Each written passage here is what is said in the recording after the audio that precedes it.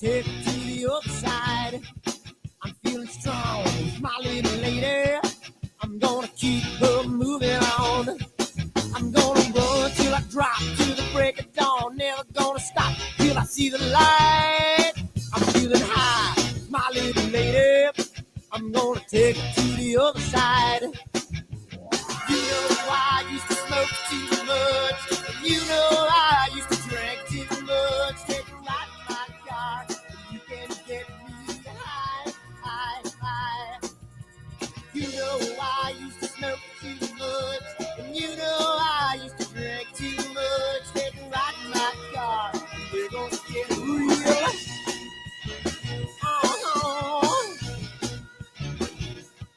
I'm feeling good, my little lady.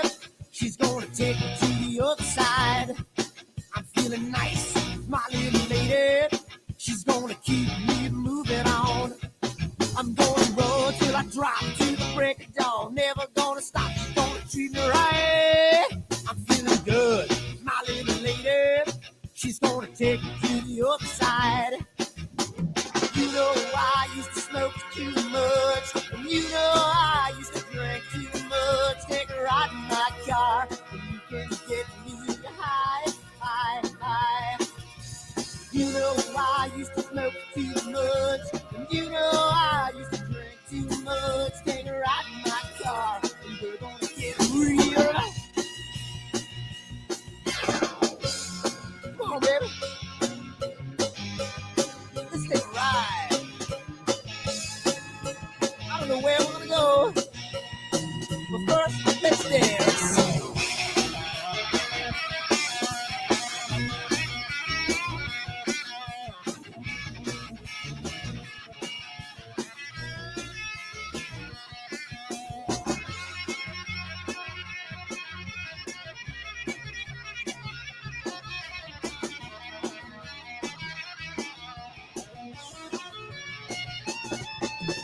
You know I used to smoke too much. You know I used to drink too much. Take a ride in my car, and you can get me high, high, high. You know I used to smoke too much. And you know I used to drink too much. Take a ride in my car, and we're gonna get real. Oh.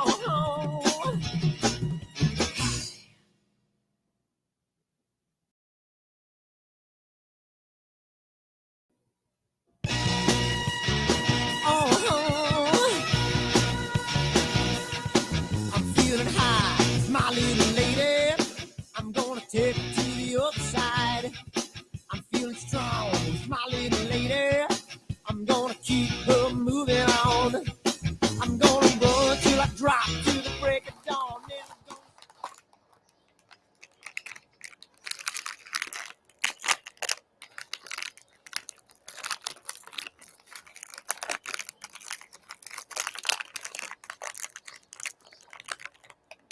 Giottos are so good.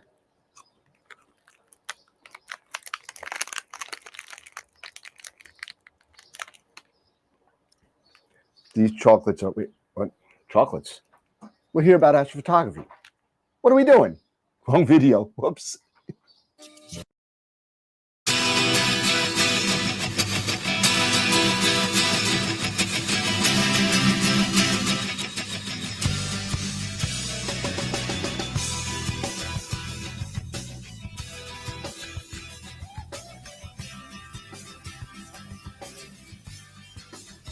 What have I done? Ooh, what have you seen? Early at night, got in the fight, in the candlelight, looking through the screen. Now what have I done? What have you seen? You know there's no future in love when a person has come in between. Jamie's gone. Jamie's gone. Can't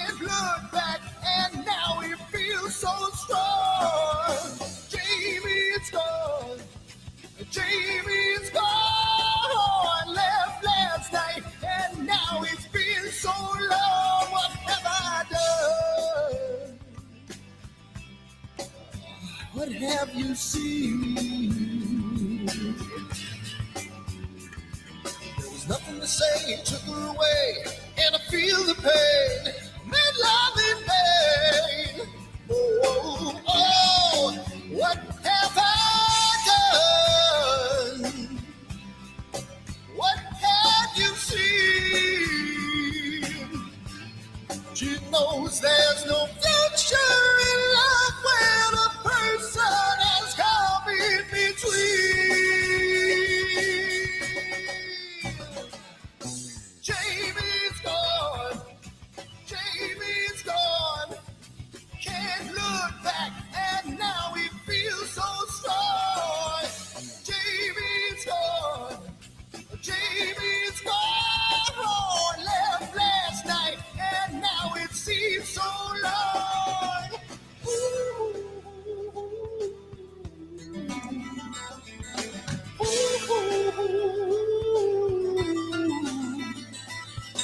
You can hear these words I say when you're a million miles away. Yeah.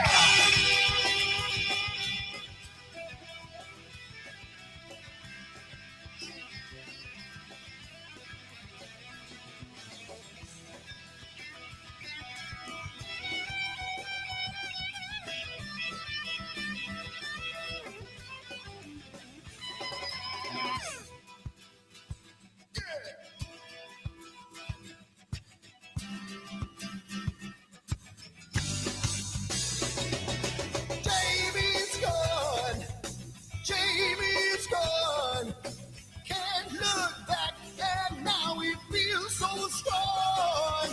Jamie's gone. Jamie's gone. Left last night, and now it seems so long. Jamie! Come on, Jamie! Yeah! And now you feel so strong. Jamie! Come on, Jamie! Yeah! Left last night, and now it seems so long. What the hell's wrong with my telescope now?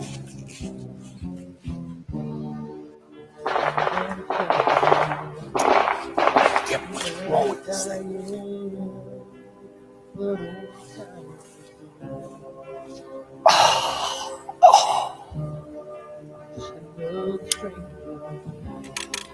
Another lost Lone Ranger. Can I break this spell?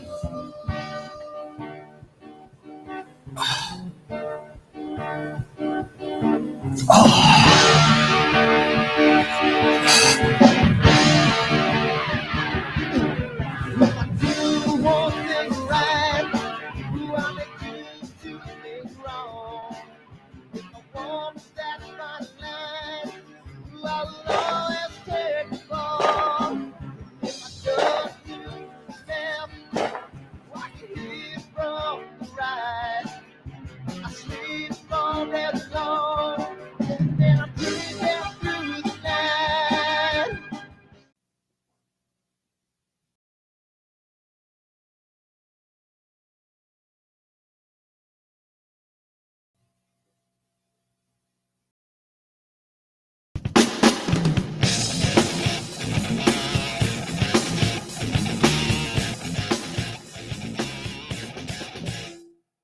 I've seen a lot of bankers, and I've seen a lot of cops. I've seen a lot of lawyers pull out all the stops. I've seen a lot of children with their parents in their hands. I've felt a lot of women who refuse to understand. Well, I don't think I understand why we're making such a fuss. And I don't think I understand what's come of all of us. And I don't think I understand why we take this world for granted. I just want to get right back to Guitar Players Planet.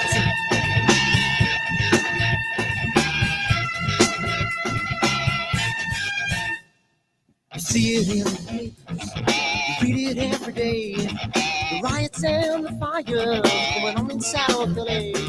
The muggers and the government You're all wanting the same thing. They take you for your money, I'm whatever else bring. Well, I don't think I understand why we're making such a fuss. And I don't think I understand what's come of all of us. And I don't think I understand why we take this world for granted. I just want to get right back to Guitar Players Planet.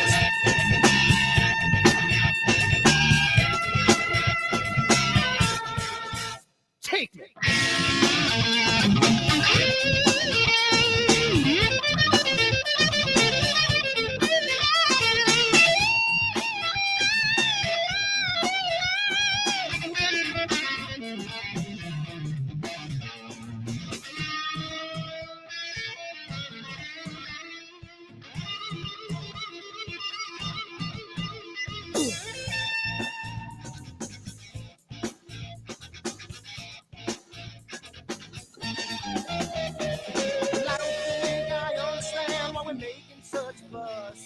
And I don't think I understand what's come of all of us. And I don't think I understand why we take this world for granted. I just want to get right back to Guitar Players Planet. Guitar Players Planet. Guitar Players Planet. Guitar Players Planet. Guitar Players Planet. Guitar Players Planet.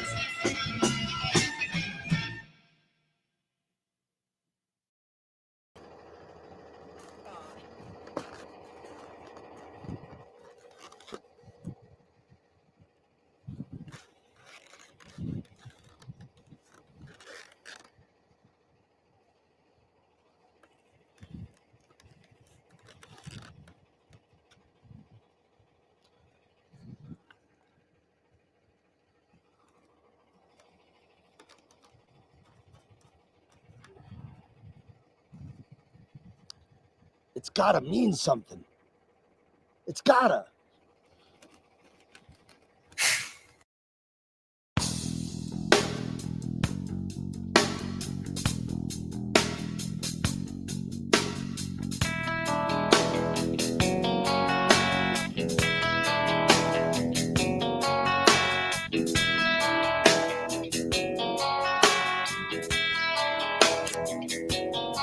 All right.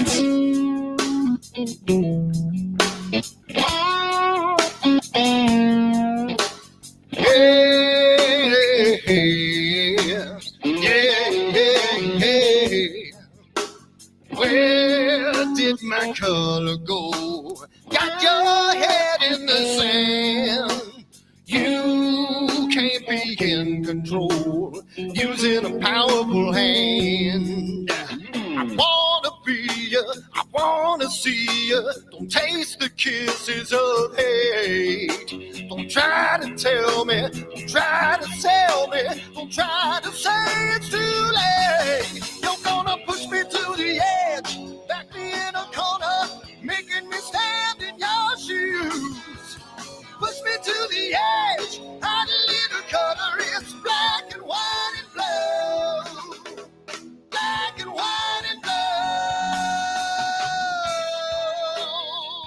yeah. All right.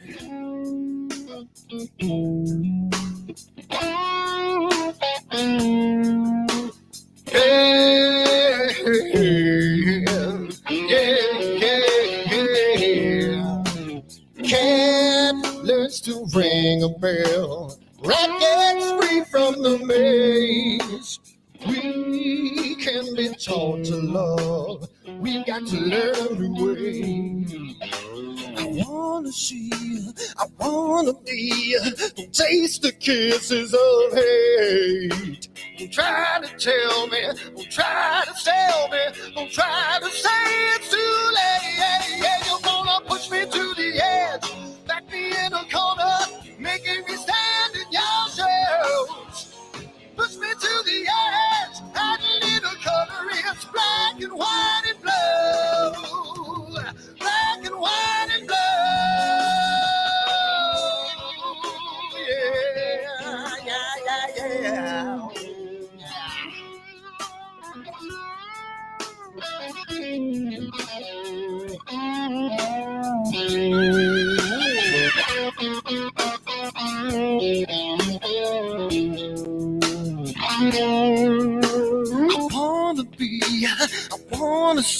Don't taste the kisses of hate. Don't try to tell me. Don't try to sell me. Don't try to say it's too late. That's it. So I need a glass of wine. I gotta go to the funeral tomorrow. Suck it. Okay. Echo. Hey. So, well, I didn't change the names, but I changed. Got more. Hi, I'm Dan. Eric's. Eric. Sean Nielsen got me a new shirt for the show, and I can't wait to wear it. I'm so excited to wear this shirt. But anyway, guys, as you can tell, I'm not on video mode because I am indisposed right now to be on. You could gather. we get you could gain from that what you will, but I just got home from work, so I'm a mess. Eric and the guys are going to talk for a little bit. I'm going to go get changed, and then I'm going to come back in. I'm out for a little bit. I need about 20 minutes to get decent. Yes, no, go do what you got to do, man. I'm getting an echo real quick again. We greatly appreciate that. Hopefully, it's not me. Oh, I'll tell you in a second. Eric, go ahead. Testing. And it is you, Scott. Damn it! Check 1 2 1 2. You need a ear monitor.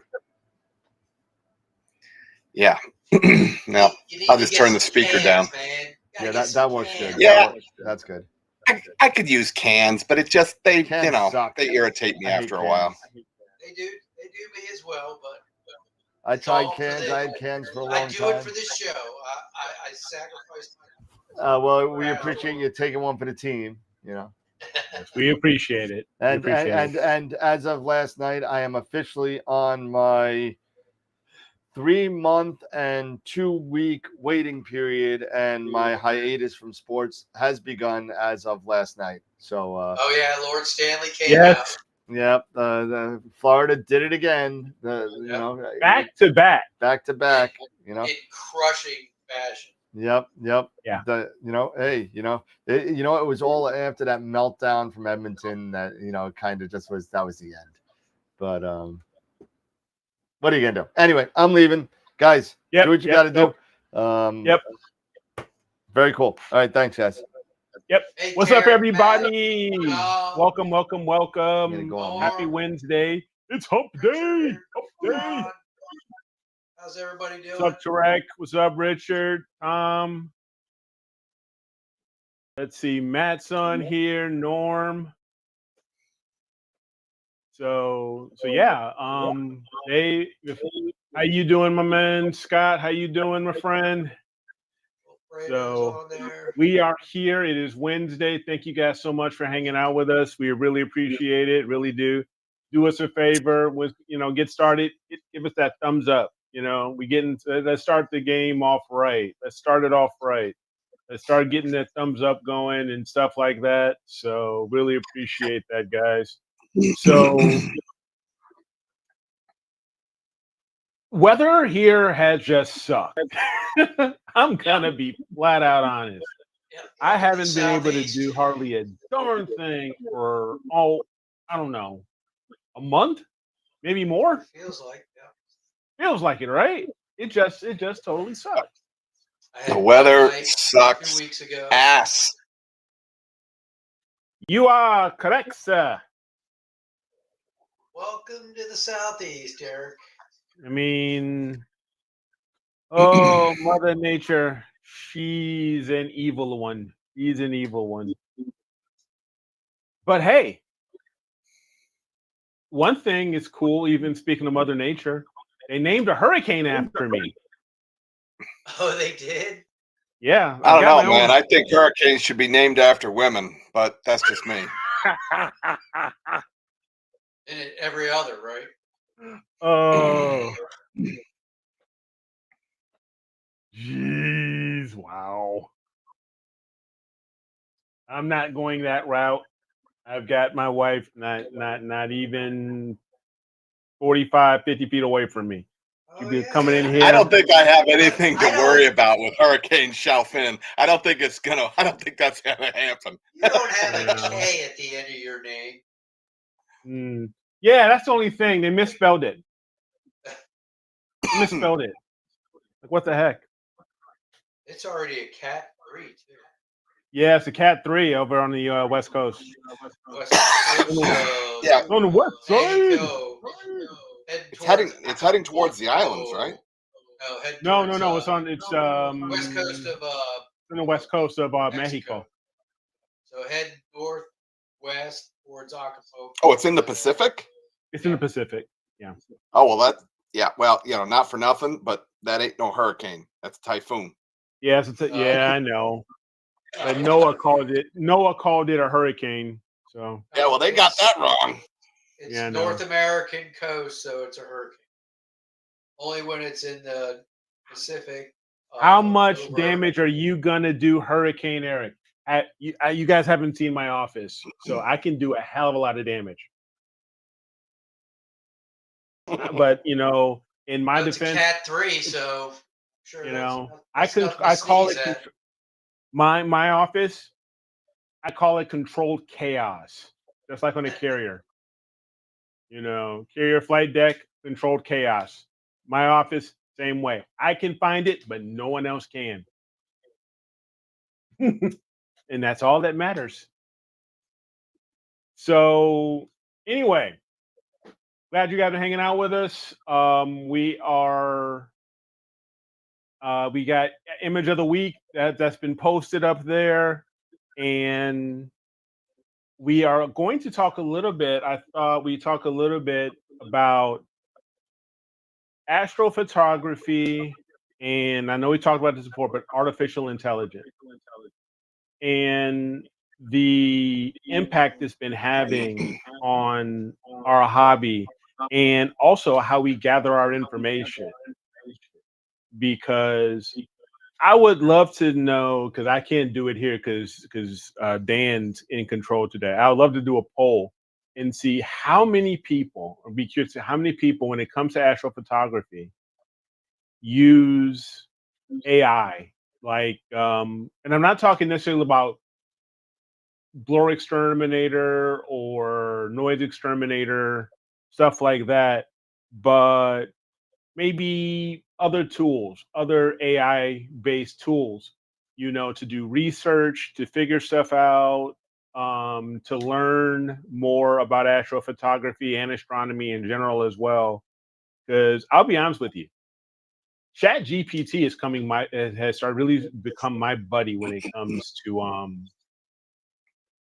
astrophotography and trying to understand more and more about this hobby, because this is not a simple hobby. It can get quite complex. And how much do you guys utilize artificial intelligence or AI or learning, from stuff like that? I'd be interested to know what you guys do, if you guys do anything at all. Outside of the processing side, I've never. Have you ever used Chat GPT? Oh, I yeah. have, but it's not like I need it on a regular basis. So it's not like something. It's not a go-to for me. Not a go-to? If you look at any of the current descriptions in any of my videos on Astro Playground, the description videos, I type in the basics, as to what I want, what I want to say about the current video. And then my wife will take that and she'll pull that into, her different AI tools, be it, GPT or be it, any of the other ones Or that she's Gemini. got. Yep. And it'll spit out 4 or 5 different versions. So it's also good for, generating tags, for your particular videos and so on and so forth. As far as other things, I mean, anytime you do a Google search, you say, what is X, Y, and Z, you'll get some kind of AI response. So if you've ever done a Google search and gotten, a process, you've experienced AI. So you've experienced AI, right? Matt's comment here. I read somewhere how someone fed their location, gear, etc. into AI and trained it to script out imaging targets. Mm-hmm. You know, so that's pretty cool. And I can I mean, definitely see it doing something like that. it's You know, easy for that. I mean, I've yeah. done that. You know, you just say, hey, you know, based on my location, you know, Yep. what are good astronomical DSO objects?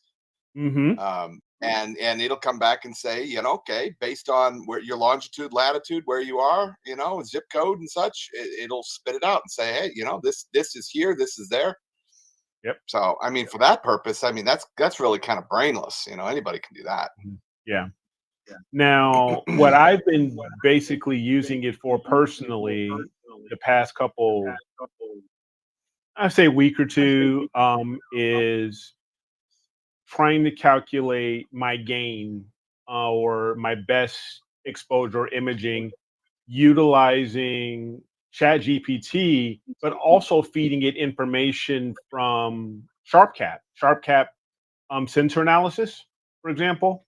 I will put in what I'm trying to, what are my targets that I'm trying to go after, be it a faint object or I'm trying to go over some sort of bright nebula or galaxy. And then I will put in my SharpCap sensor analysis and as well as that target and everything else as far as my equipment and say, this is what I'm going after. What is some recommendations as far as the best gain and stuff like that for this information based off the information I've given, helping with exposures, stuff like that. So Matt saying, did Scott just call me brainless? No, I No. wasn't. I'm not picking on any one person. Yeah. I wasn't picking on anybody for that matter. Yeah.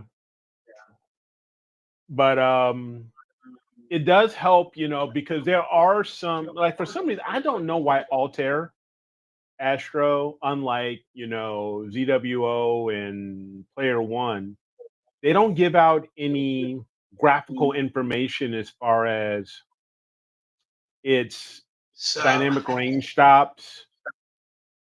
Like they don't like dynamic range stops, gain information, dynamic range to gain, um, high conversion gain information, any of that stuff. So it's been kind of frustrating, but however, utilizing other thing, you know, like not just Chat GPT, but there's other tools that are out there that do utilize some level of artificial intelligence or some sort of micro or some sort of supercomputing that really know, especially with maybe even professional astrophotographers and astronomers and astrophysicists. I've got to be wondering they've got to be able to be utilizing a lot of this stuff too. okay, You so know, let me show you something. I just put it in Chat GPT. yeah, share it. Go for it. Let me share my This should be a good. This should be a good laugh. So this should be interesting.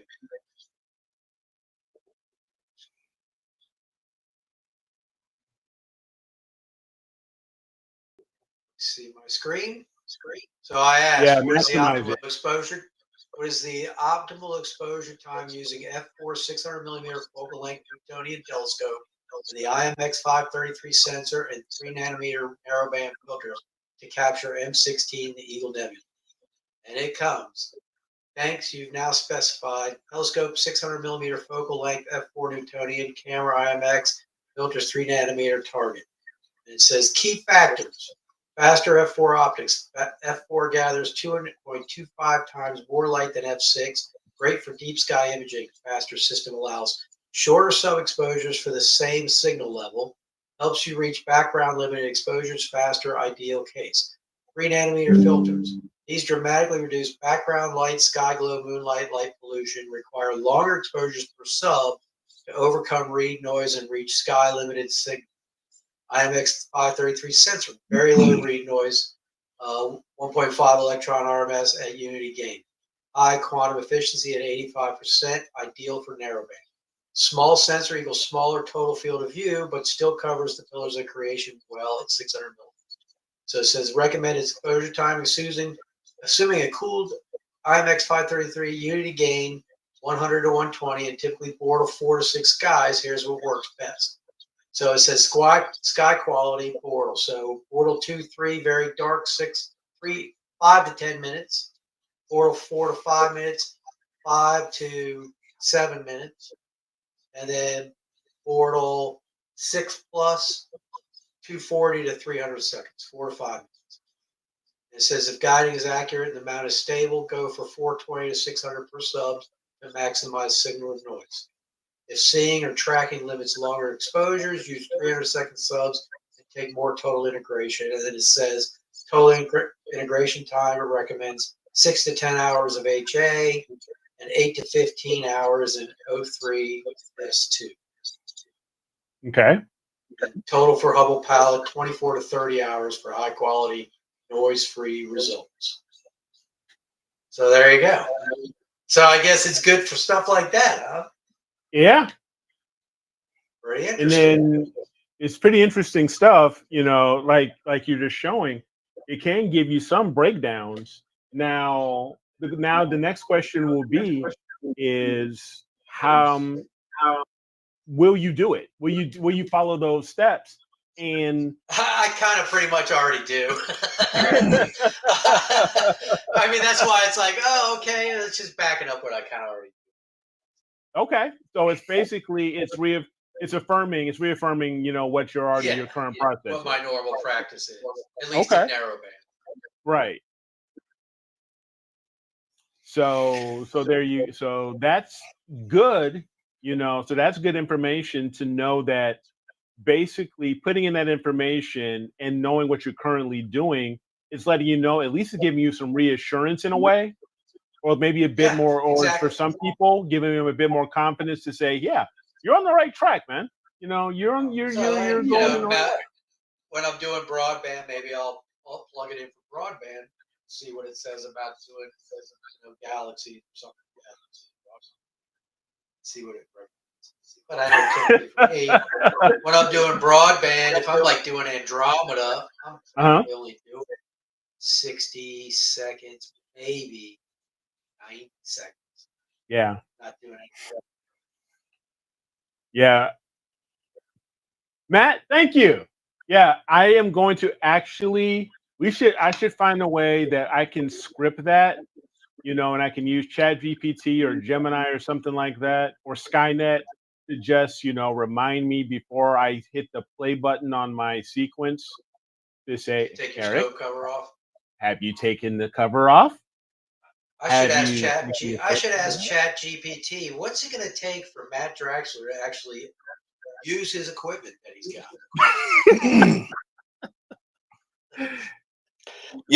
Not for nothing, but it is highly disturbing that there is AI software out there called Skynet.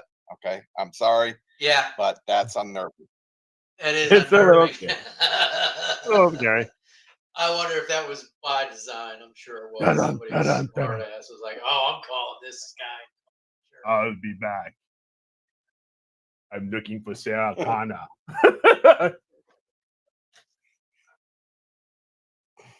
Oh yeah. Hey, not for nothing, but one of the things that I think is important to remember in all this, especially for people that are new into the hobby, there is the sand the floor, the wax on, wax off, so to speak, principle. You got to understand the basics and the principles of why things work the way they work. Like the exposure triangle, how your aperture affects your shutter speed, which affects your ISO or your gain, and how those all work, together, and why they work the way they do, the physics behind it, getting a basic understanding of that, and having those to go from. And maybe I'm just old school like that, but You know, No, I think no, I don't having think you're old school about understanding of- that. I think you're on the money, Scott. But I also think maybe in certain people learn things in different ways, right? People learn things in different ways and different methods. Yep. I think in my opinion, utilizing something like an AI tool like Gemini or not Copilot, but Chat GPT or others to help put it into help put those tasks into terms that can be slightly easier to understand and make it a bit more user friendly or more layman like to help understand the why. You want to understand, you want to know why you do this. Okay. But utilizing Chat GPT or others or other tools like it, I hope people would utilize that to say, all right, this can help me understand why I need to do this. Maybe making it a little bit easier, not as complex. Maybe it's taking a little bit of the complexity out of it because photography in general can be quite complex. So you have different levels of it. You have micro photography, you have macro photography, you've got traditional terrestrial, anything like that, and that's astro, birding, whatever. So, I mean, understanding the why is very, very important. And I think utilizing tools like an AI may help people in certain ways to put it in a way that they can understand. So it doesn't Yeah, make I mean, things overly complicated for them.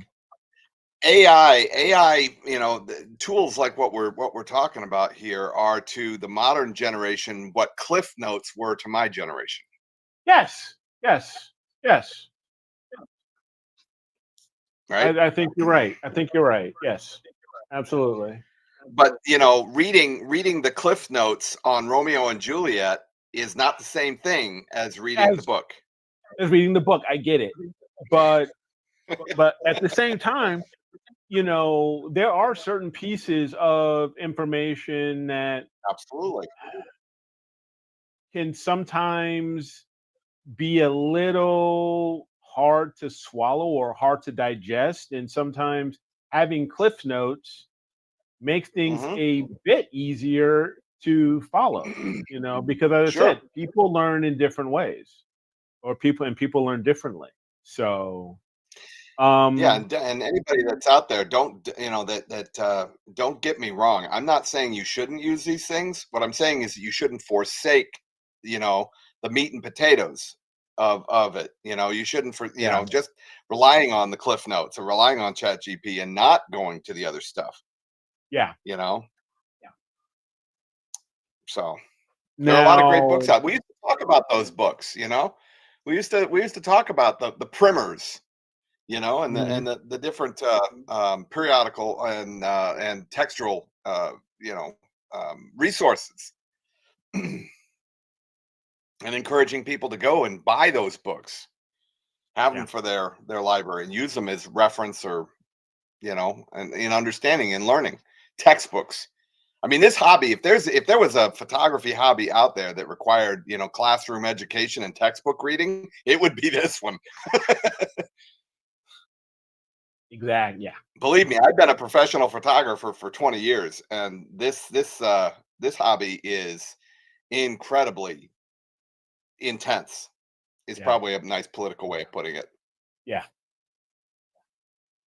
Somebody just chat Swiftwater. Has anyone tried the new ZWO Focuser? The new EAF or the new EAF Pro? I have not. I saw pictures of it. But I saw pictures of them. I mean, you've got one. Is it the Pro that's battery operated and Bluetooth? One, I believe there's the Pro version, and there's the new standard EAF, which is USB-C. So you have USB-C connectivity, and the Pro is like Bluetooth and battery powered. as well. Oh, and also they've improved the gearing, so now it's down to, they say it's down to the micron level. So they've improved the step size and the gearing as far as for accuracy. I have read that as well. But as far as the price, I think the Pro's a little more, but I think they're pretty yes, the new standard speed is supposed to be micron level. Yes, you're correct, Swiftwater. But they're supposed to be pretty close to what they currently are now. I think Which the is Pro what, $300? Yeah, $300. Yes, $300. So they're staying.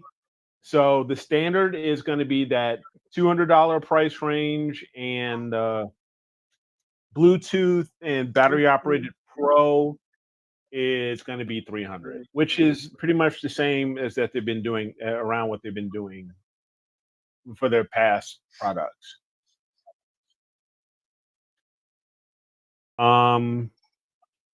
So another answer to the AI questions as well is ChatGPT will also give you what astronomy tools can give you. Scope compatibility, sensor compatibility, all that kind of stuff as well. You just type in, is this a good match for this camera with this telescope? And it'll spit it out. It'll spit it out. ChatGPT, AI will just spit it out if you can. If you say, "Hey, I want to build this, and what are some good, or I want to photograph this. What are some good recommendations for a beginner to photograph these types of deep sky objects?" And then it'll. And the cool thing is, in a way, is that it will sometimes at the end it'll ask you follow-up questions to try to gather more data, more information from you, so it can be a bit more precise in its final recommendations to you and stuff like that. So, which is pretty cool. Eric, so you have to replace the battery at some time? I don't, honestly, Richard, I don't know. I haven't read enough on it. I don't know if it's a rechargeable battery or something like that. The ZWO EAF Pro. It's got a battery in it? It does. It has a battery in it.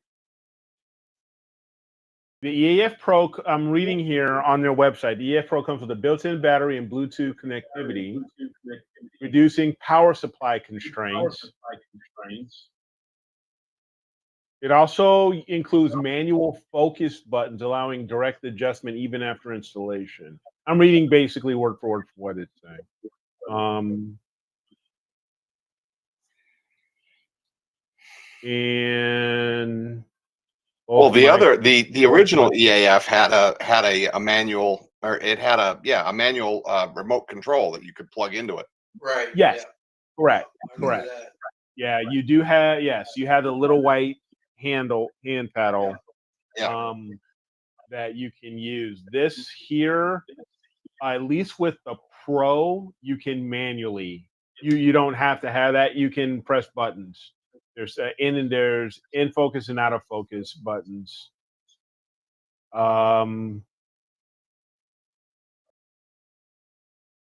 Left and right. Yep. A built-in adjustment. The clutch system on the Astro Oasis one. I think that's awesome. Yeah, I agree with you, Dave. I'm more of a clutch guy. I mean, I've got the night crawler for my 127 and 80, but the thing with that is, it's got a focus knob on it, and I can tell it to move 1,000 steps for every click of that focus knob. So, I mean, I can run that thing in pretty quick by using that. I can't disconnect it because it's all incorporated, but I can manually focus it whenever I want. Yeah. Okay, it's an integrated lithium battery, so it is rechargeable. So you can charge it up, so you don't necessarily have to have that extra power cord or extra, power cord Gotcha. to plug it in. So or it's on a anything. full charge. It should basically last all night. Yes, yeah, and since it's Bluetooth as well, you don't need to use an additional USB-C cable or stuff like that. Now, this is what we're talking with the Pro, and it says here on average, it'll last about a week. And If you're imaging every night, all doing night. imaging 8 hours per night That's for a pretty good. full week, it says you should be able to run, for 7 consecutive nights. That's pretty good. That's got to be a pretty hefty battery. Does it give you the milliamp hours on the battery? No, it does not. It does not. You're only using potentially 5 volts. And it's not, Yeah, so you're not using it a lot. I mean, it's not a heavy amp draw. I mean, the EAF. Yeah. I mean, the new EAFs run off USB or USB-C. the power supply itself is a 500 milliamp. Yeah, so it's very. For the 500. power supply itself, 500 milliamp. So it's not terribly half an amp. large. No. And Bluetooth 5.0 connectivity. Interesting. Now this is the focus for the Starlight Instruments, Okay. and it's adjustable. As you can see, so you basically press in on the button, and it'll change the LED, the colors. So 1 to 10 to 100 steps per click. Yep. And the step, a single step is ridiculously small on that focuser. Yeah. It's Now it's crazy small. Now, the one thing, because we just had a comment, yeah, this is great until the battery dies. Well, you can still plug it in. You can, if the battery does die, you can still use the USB-C and plug it into your EAF. I'm sorry, but your ASI Air Your power or power supply, Or your laptop or whatever. yeah, or your laptop. So you can still use it even when the battery, now they would suck in the middle of an imaging session if the battery died. Yes, but if you know prior to the imaging session that, oh crap, I forgot to charge the battery, then you can just simply plug it in. I mean, if you're not switching filters and your telescope holds focus well, many times it's going to have to focus throughout the night anyway. Oh, yeah. Oh, congrats there, Tom. He won a Celestron power tank from the Massive Higgs Insight workshop last night. So very cool.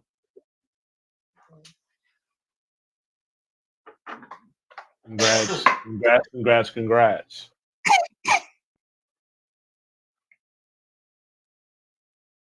So is this ZWO focuser out and available now, or is? I want to say it's pre-orders right now. Here, yeah, it just says orders are shipped when based off of receipt. Ready to ship inventory is currently limited. So yeah, it's all pre-order right now.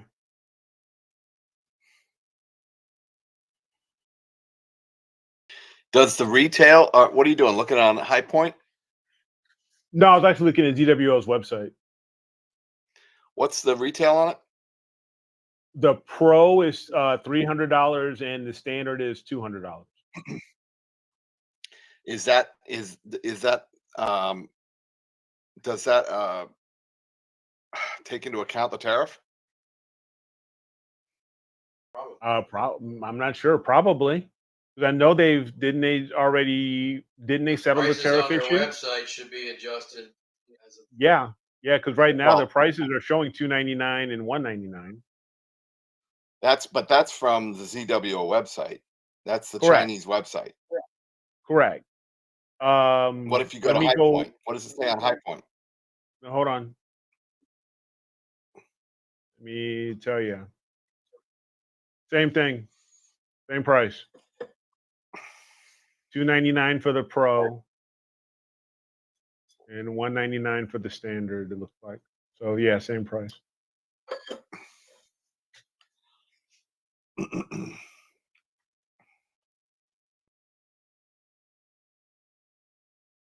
Yep. And High Point has the standard, the new EAF, the new standard EAF, the 2025 version. They have it in stock. What's special about that? It's just the same as the old one. Yeah, it's just it's a little different. It's USB-C. Oh, okay. Supposed to be. Instead of the B, it's USB-C. And it's at the mic, and it's at the micron level as far as its gearing. But you can still use that hand controller. You can still use the hand controller if you wanted to. It still has the port in there, so you can.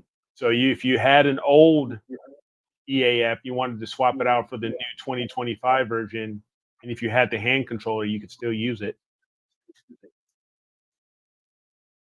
So we'll see. I'm curious. Is it worth the upgrade? I'm kind of curious. Personally, I don't think if you already know your equipment and you've already been utilizing your current equipment, for Nina or for your ASI Air, and if it works, personally, it's no need to upgrade. I really see no need to just go out and spend the extra $200 or $300 on it. Wait till the one you had craps out. And then yeah, but once that one craps out, then you can do it. Speaking of crapping out, Josh said his camera crap. Ooh, that sucks. What camera was that? Are you still in there, Josh? I saw you. I don't know if Josh is still in here or not. But he mentioned his camera crapped out. I can't remember. Is he using a 183 or? Not sure. Yeah, I remember I remember he was having problems. He was posting stuff in Discord, and never heard if anything happened other than he just mentioned.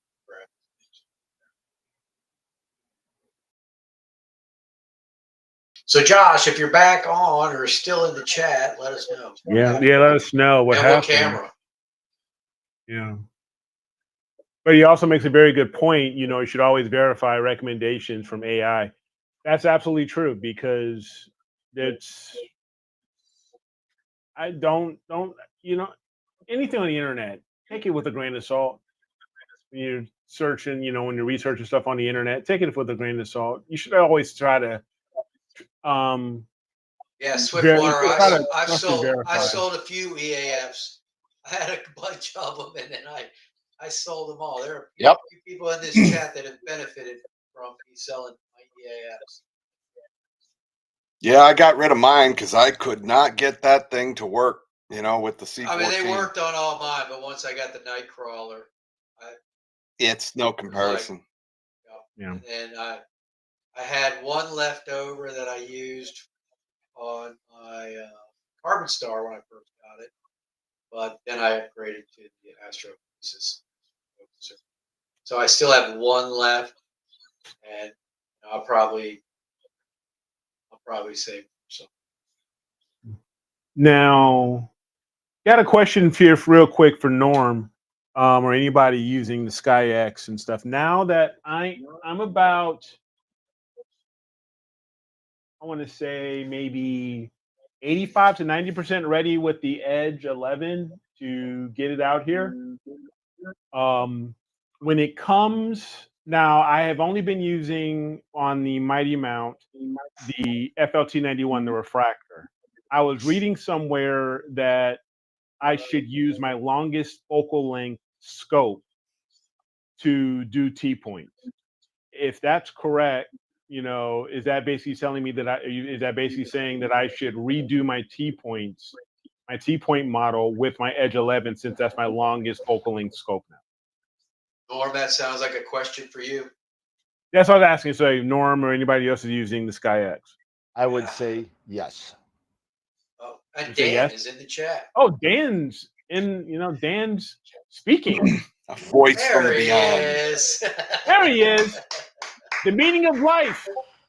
He's wearing his meaning of Oh, and life. he's covered up the thong. The meaning Covered of up the life. thong. All right. Yeah, I would say, just like with polar alignment and with any T-point model, the smaller of a field of view you have, the higher of a accuracy you'll have in a T-point model, as far as what I know. Just like anything else. So just like when you're aligning your finder scope to your eyepiece, same thing. You start with the lowest power eyepiece, you get it in the middle, then you go to medium, then you go to the large, and you kind of redo everything to get it centered right. And so once it's in the center of your highest power or longest focal length, then it'll be in everything else. You don't want to go the other way. Gotcha. That's at least my understanding. And Norm, please let me know if I'm screwing things up, because you got the mount. I don't. What's up, peeps? What's happening? Josh says, yeah, his 183 is dead. His 183 is dead. Long live the 183. Now it's time to get a. Would you like a 183? I have a 183 on my Red Cat. I'm trying to sell my whole Red Cat thing. Time for Josh to get a modern no amp loop. Yeah. What is that? The 91, Dan? No. 51 version 2. Oh, 51. Yeah, it's a small guy. It's the original. It's the original Red Cat. Gonna cost around $300 for repairs. Yeah. You may as well just go over to a 585 or something. Or man. Yeah. Why the hell would you spend $300 to repair? Oh, and repair for a 183. all of you Player One fans out there, it looks like my first test shipment has shipped. So we'll see. It looks good. So we shall see. I'm thinking I might need another one-shot color for the Rasa, maybe a 585 for the Rasa. Yep. Just for the Rasa. Just I got 585 Altairs. Oh, you got the colors? Mm-hmm. Okay. Yeah, I got the cheaper fan cooled, which is right here. Yeah. And I have the more expensive tech cooled right here. Okay. And I have the mono too. Pelican case. I've got the mono. Has the power supply with it. Yep. And if you're lucky, and I remember, you'll actually get the power cable that's supposed to come with it. Don't forget to ship that with it. It's up here somewhere. It's a regular computer cable. You could use any computer cable that you got, but that's the one nice thing about the Altair cameras. They send you the power supply with it. Mm-hmm. Yeah. Yep. And they're they don't get a big hoo-ha, I guess, in the United States. They get a lot more I guess a lot more advertising and stuff over in Europe and the UK. Oh, yeah. But and for they're from the UK, so they should. But we're trying to get them out there in the US. Me and Nick are trying to do things a little differently and making prices more. Yeah, I always tell myself if I'm ever over there, I'm stopping by the shop. And they got a nice freestanding store and everything. Oh, yeah. They got a nice setup. Oh, when I go in there, I'm gonna be like, "Where's Nick? Where the hell is this? Or Ian? Where's Ian? This guy is so full of bullocks." And Anyway, I don't want to throw you guys off. What were you guys talking about? We were talking T-mount? a little bit about, T-point? we're talking about T-points, but we were also talking about AI and uses of AI, especially like ChatGPT, Gemini, figuring things out, learning. But also talked a little bit about some new equipment that came out, because the ZWO EAF. Yeah, the two of them, EAF right? Pro, and the EAF Pro have come out and stuff like that. Hey, Kevin. I'm sorry. I'm gonna throw. I'm gonna sling monkey turd all over this EAF. First of all, I'm sorry. If you buy an EAF or any automated focuser, what are you using it for? So you don't have Turning to butter. focus, right? What the F made them think it was a good idea to put buttons on the back of it to manually focus it? Why? Yeah. Why? Yeah. Maybe I agree. It's stupid. Well, maybe, I don't know, because heck, you could spend the extra.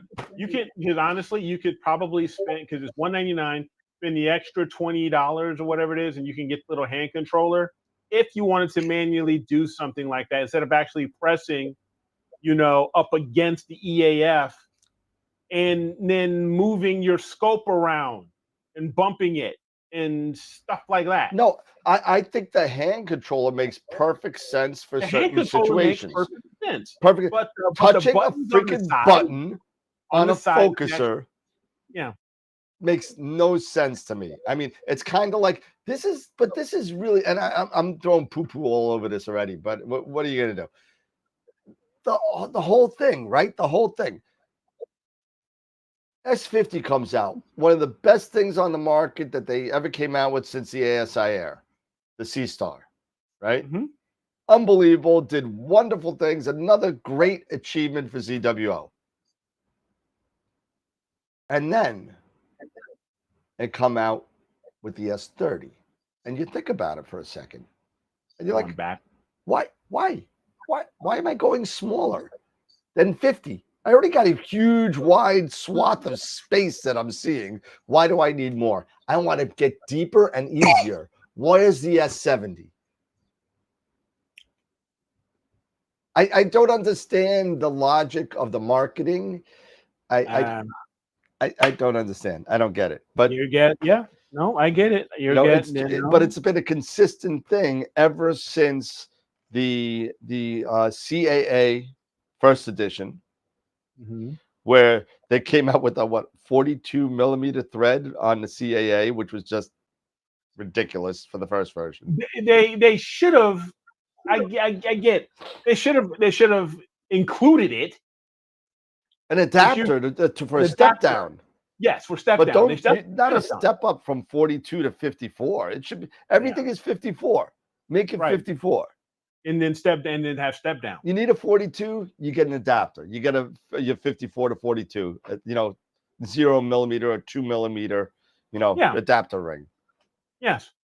I don't know. I don't understand. Sometimes they do some really awesome things, and they have done a lot of awesome things. They've gotten astronomy that's gotten more accessible to a lot of people due to the pricing, due to the ease of their platform, the ASI Air. Yep. They've come out with mega amounts of cameras from full frame down to the 120. I mean, they've done some really crazy, but then they come up with stuff and you like things that make you go, duh.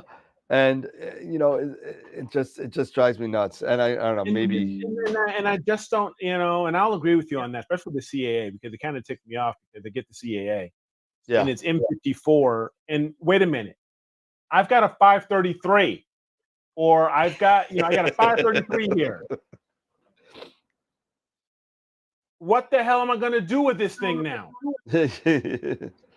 Or no, but I'm not saying a 533, but I meant to say the 585. No, yeah, I know what you meant.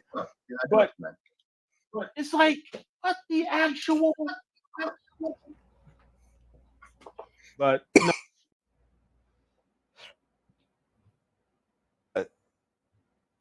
Is this dead air? Is this just the, oh you froze for a second, Yeah, I Eric, froze so- for a second. Yeah. Scott, I'm getting more of an echo from you again. I haven't changed anything. Maybe we're speaking louder. I speak loud. Ah, All right, here you go, Dan. Ready? So you want to know what AI says about what you should be shooting down in Starfront? what? So it says with F4, 600 millimeter Newtonian IMX 571, Okay. 3 nanometer narrowband filters. Yep. 300 to 600 seconds in HA, 300 to 600 seconds. So 300 to 600 seconds in S2. And it says minimum 5 hours, ideally 12 to 20 hours total, 4 to 6 per filter. Oh, really? 4 to 6 for just for narrowband. Just in narrowband. So 4 to 6 So hours 12 to per 18, filter. depending on the object. Yeah.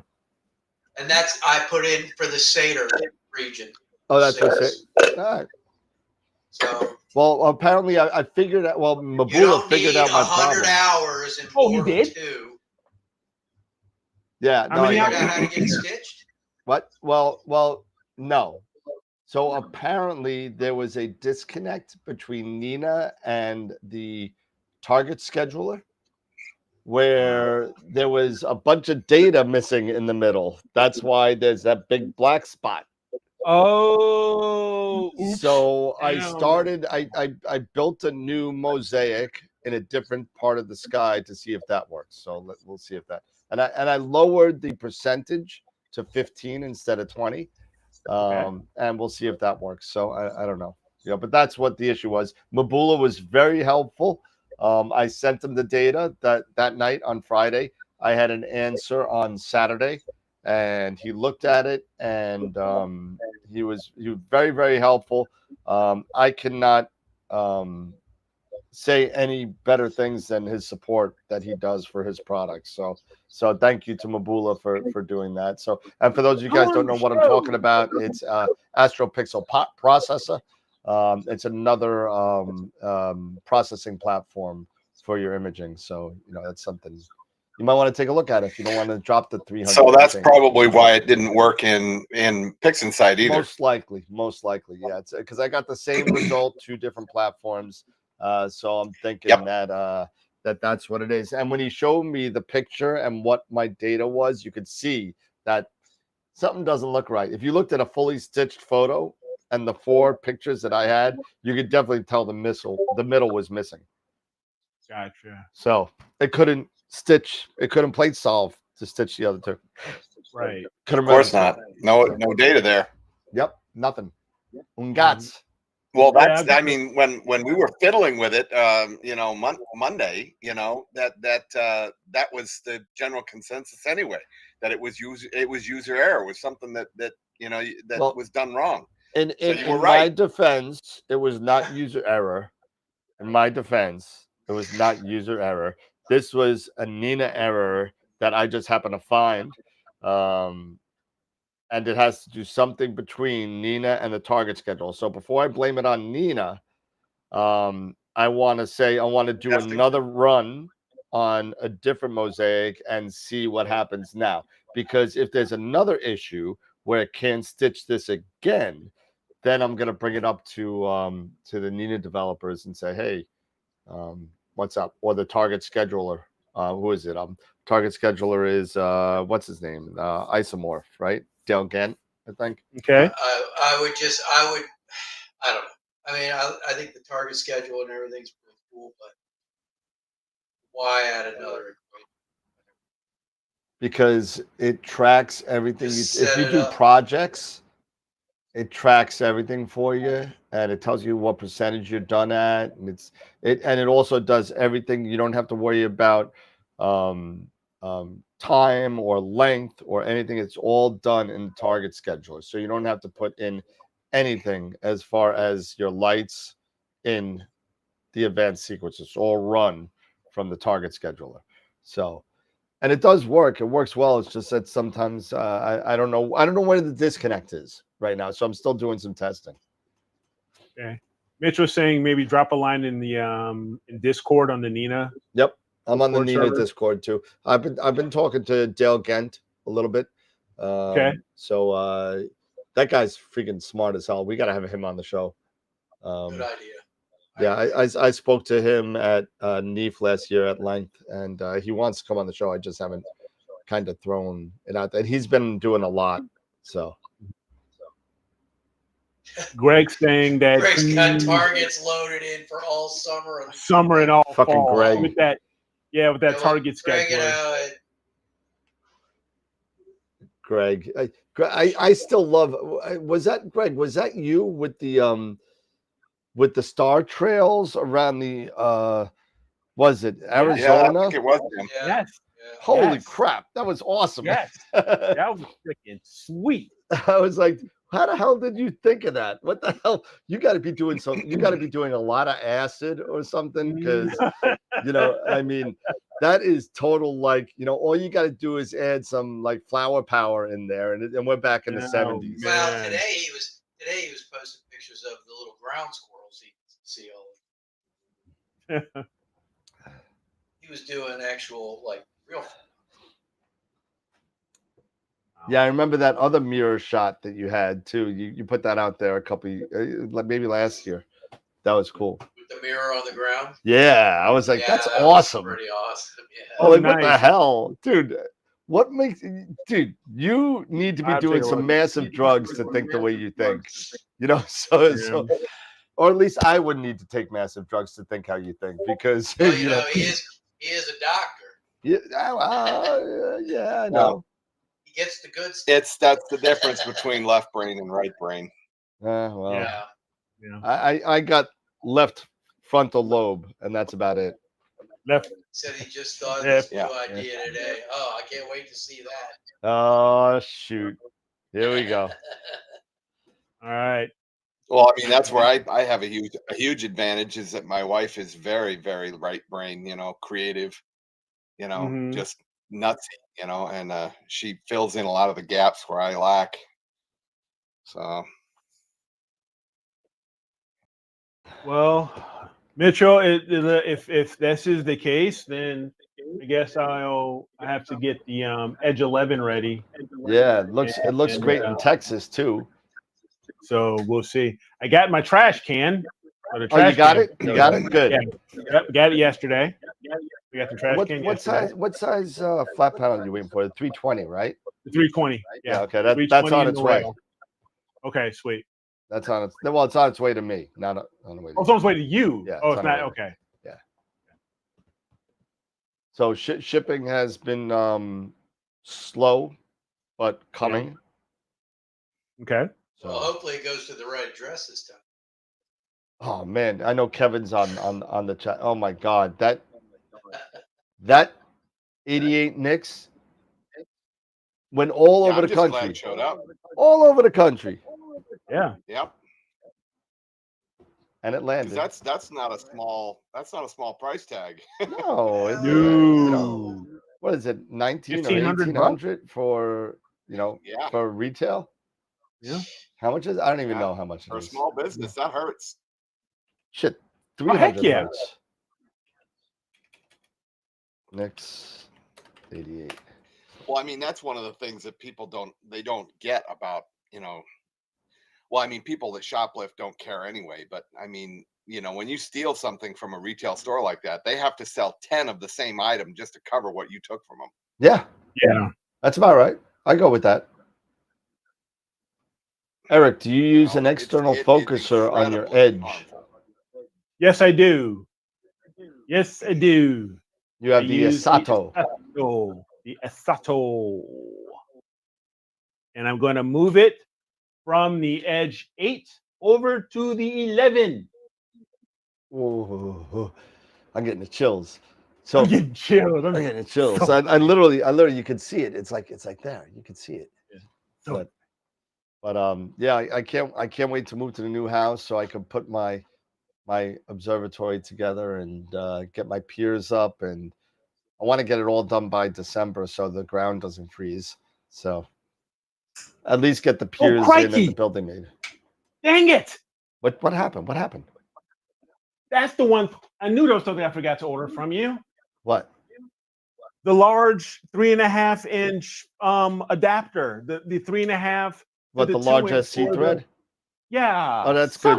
They're on back order anyway, so don't worry about it. I got them. So I got them coming. Manually. I got them coming. I'm gonna have to manually focus it. For now. Just, now. I mean, you'll probably have it by the end of the month. So okay, so do me a favor, just write it down. Just send me an invoice for it, because I totally forgot about that. Let's see, Eric. Do you use an Excel? Josh, don't they have shrink built into their profit models? Well,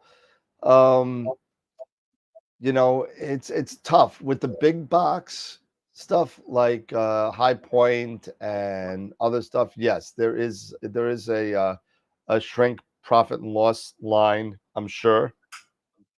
Unfortunately, me on my P&L statement, which I do make, I do not have a shrink. I have not lost anything in 2 years until that Nix.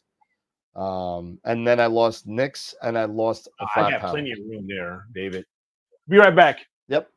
So the smaller business needs to be a little bit more control of their inventory, and it's tough to add in shrink because if I lose a Nix, it's a big deal. If High Point loses a Nix, they'll just write it off. So, let's see. I'm curious. The Edge ED requires specific back focus 146. Yes, that's true. By using an external, aren't you moving the sensor in and out? Yes, you are. And that is why you need to figure out where your focus is on that first, and then go half the distance and do that. And that's why Schmidt Cassegrains are kind of weird with that. When you use a Crayford or any sort of rear cell focuser, you got to think of that. And you got to remember that, you know, you got to add half the distance or so to your focuser.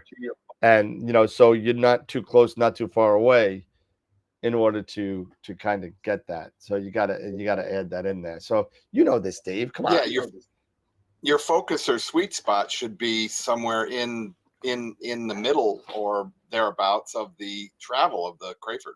Yeah, but it's different with every setup. It's different with every, you know, if you have a filter wheel, if you don't have a filter wheel, if you have an OAG, you don't have an OAG, you're a little further. So what I would do is set up your image train, right? Get it in focus, you know, get to 146, add half the distance of the focuser, and start from there. So you have leeway in and out of focus. Mm-hmm. So you kind of are able to do that, and then tweak it again to get to that 146.05. Yeah, that's what I would do. Well, hopefully you don't use filters. I mean, a lot of, you know, some people use 2 millimeters, some people use 3 millimeters, but that you're gonna have to do. Hopefully you're not changing thickness of filters with the same image train. Hopefully you're using the same make of filters. So if you're using chroma, maybe they're 3 millimeters. If you're using like astronomics, maybe they're 2 millimeters. So hopefully you have all astronomics or all 2 millimeters. So yeah, I wouldn't suggest using. Yeah, well, even filters at the same thickness really aren't necessarily parfocal. They're always off by a little bit due to the coating, but I don't know. That's just me. That's how I would do. See, I got my moments, Tom. I have my moments, Tom. If when I get my 9 1/4 up and running, I'll be doing the same thing. I'll be using an 2-inch Asato, 2-inch Arco, and that's it. I just, if I could get a light crawler or a night crawler at cost, I would, but it's like $1,000 less if I go Arco Asato than I do than I do Nightcrawler. Nightcrawler is what, like 2,600 at minimum. The light crawler? No, the Nightcrawler. Well, you're not going to put a night crawler with the light crawler. And well, maybe that is a little bit more. The light crawler is a little smaller, and it's built basically for the edge. Where the night crawler, those are slightly monster. cheaper. Yeah, It's built more for refractors and RC. Okay. I have a Newtonian. It's down in Texas right now.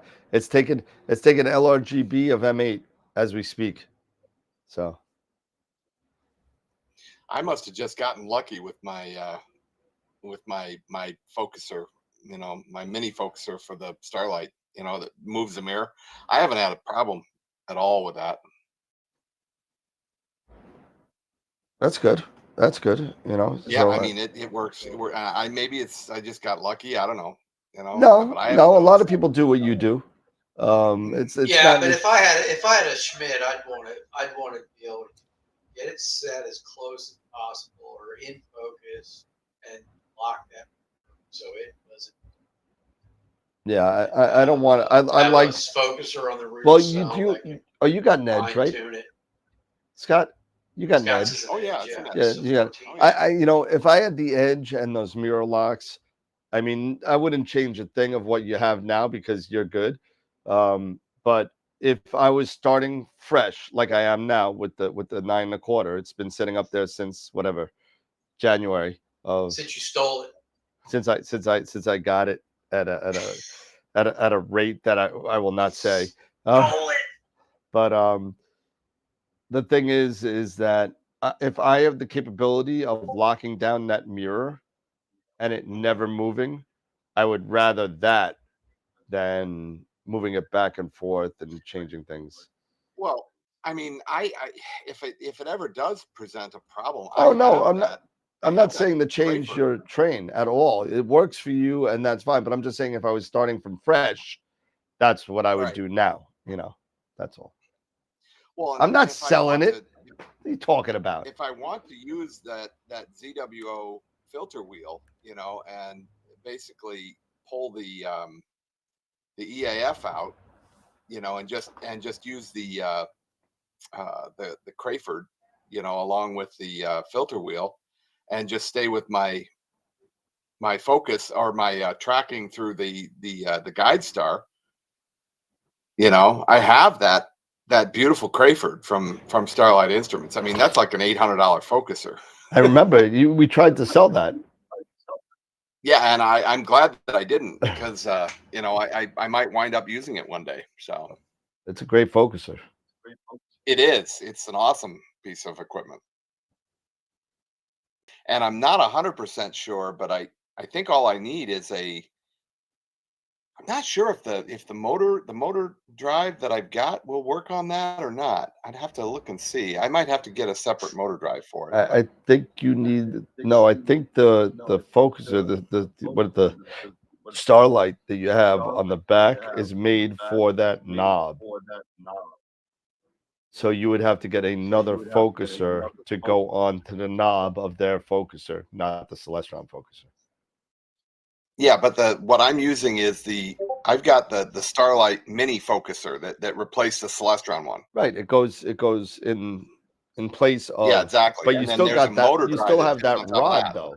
You still have that rod that moves inside, and that's based on. What I'm saying is I can pull the motor drive off of that focuser. Right, but the pinion of the Celestron is probably not the same size as the pinion of the Starlight focuser. 99%. Yeah, no, I'm trying to remember how it directly attaches to how it usually works is you take the fine and the coarse knob off, and then you slide it on to the bearing there, and there's a pinion there that sticks out. Right. So. Well, I mean, either way, I mean, if I had to get another motor drive for I would not change a thing right now. Don't even change a thing. It's working. It's fine. Yeah, exactly. But QEF for broadband, LPF, ultimate. Yes. Okay, I was like, what are you talking about? Yeah, QEF is for light pollution filter. L Ultimate is dual band, really tight. I want to think it's is that 5 nanometers if I remember right? You know, I want to check on something here. Hold on. I'm gonna step out of frame. everybody's stepping out frame. Where'd Eric go?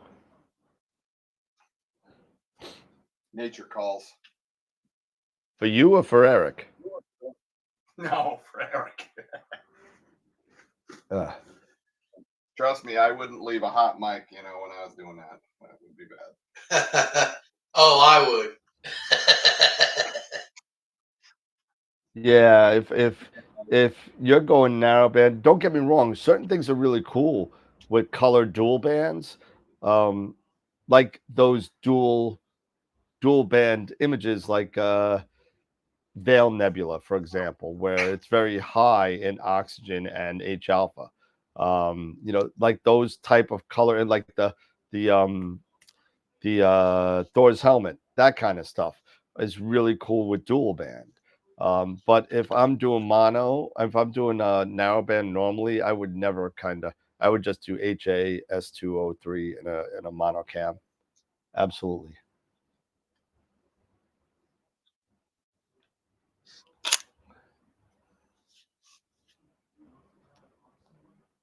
Yeah, you could do that. I kind of like I like the Tri RGB right now from Altair. I've been using that for a little bit with my color cams. That's been doing really cool.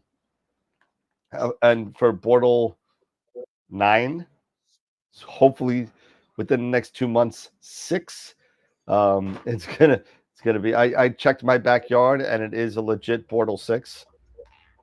So That's good. That's a huge Yep. huge help. Yep, big. I mean, I can, you know, I'm in Bortle 7 and I get great results, especially narrowband.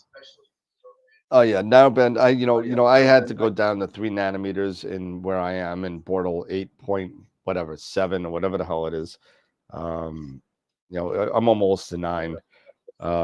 It's scary. I want to see a Bortle 10. What's a Bortle 10 sky? Is that like daytime? So Does it even go up to 10? I thought it 9 doesn't. was the It highest. doesn't. They just added 9 too. It was only 8 for a long time. They just Yeah, added it 9. was. I'm moving, and Dave, you and I got to talk. We got some projects to do. I'm gonna recruit your help. I'll pay you, but no, Dave Barnett, not Dave. You're not coming down. You're not coming down here. You be coming up there? Coming to up here. Long Island?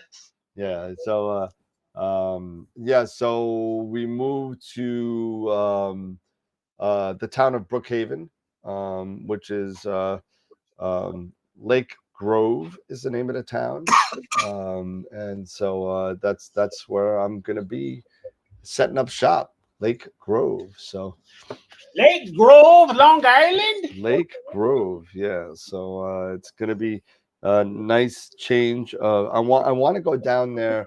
I think tomorrow is gonna be a dark time.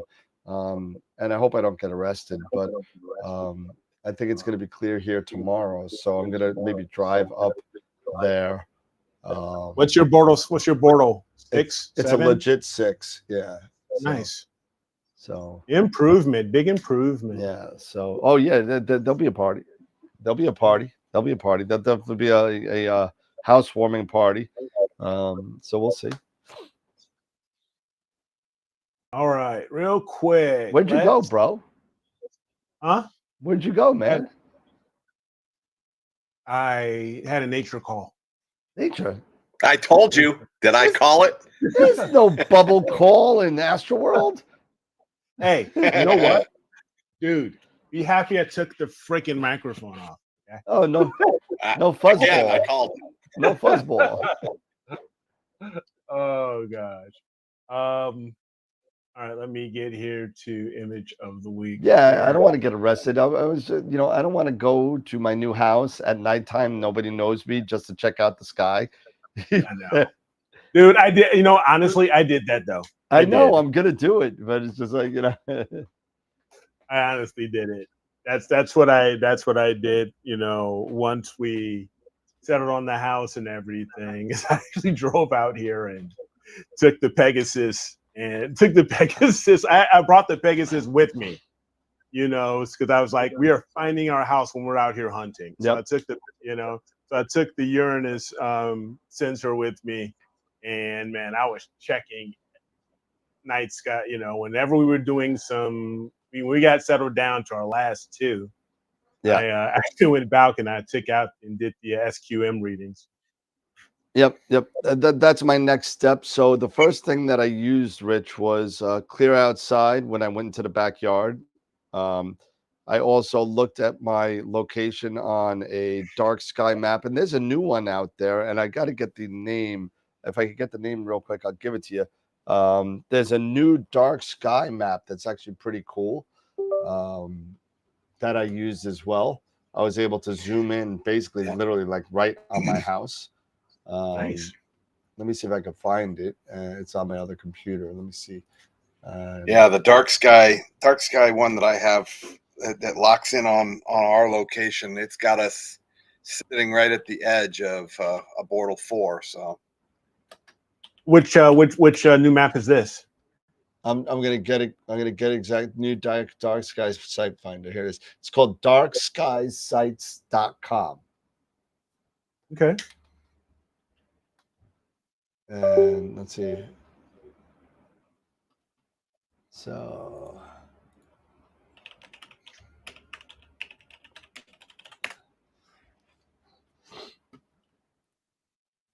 yeah, so here you go. Check this out. Oh. So you can actually zoom in. Yeah, man, it's crazy.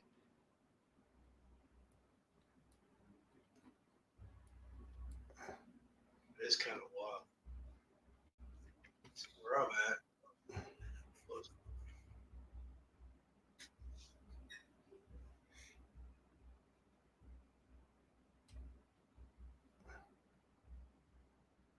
Let's see.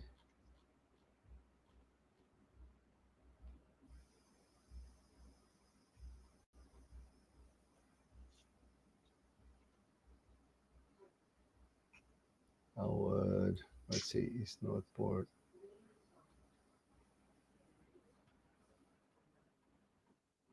You can see the map if you get close enough.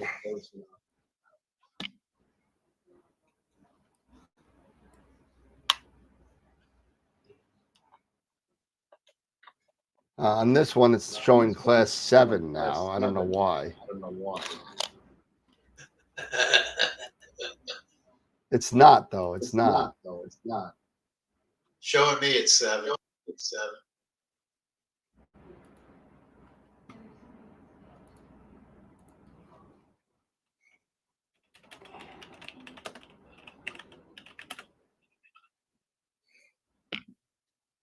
Yeah, it even shows me at a 7. It shows you at a 7? Yeah. You can put in your coordinates. Load your coordinates.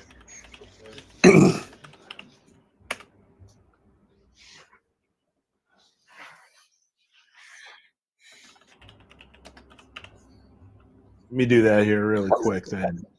what's it called again? Darkskysites.com. Yeah, clear outside shows it as a 6.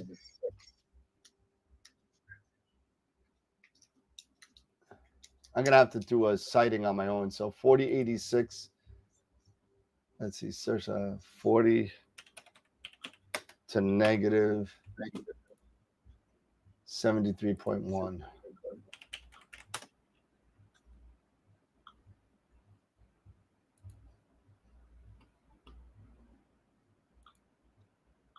This is saying it's an 18.69, and clear outside is saying a 1906. So I don't know. It might be on the borderline between a 7 and 6, but I got 6 here, so I show it to you. Yeah.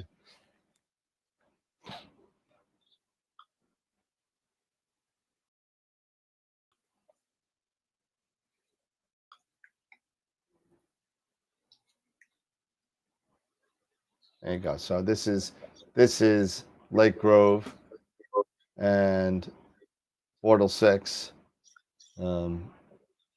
But when you put in these coordinates, it says Portal 7 on the other one. So this one is showing a 1906 magnitude. The other one's showing in 1856. So might be near. I'm going to go there and find out and take my own SQM meter out there and see. But Okay.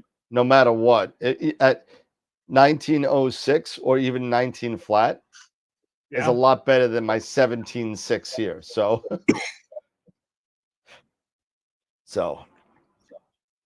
because right now, Now, did you say it was called Dark Sky Finder? no, Dark Sky Sights. Sites. Yeah, SITES. SITE. So right now, Okay. Levittown, New York, it's showing an 18.3 Portal 8, and it's not. Because I did a reading, and it was a 17.8. So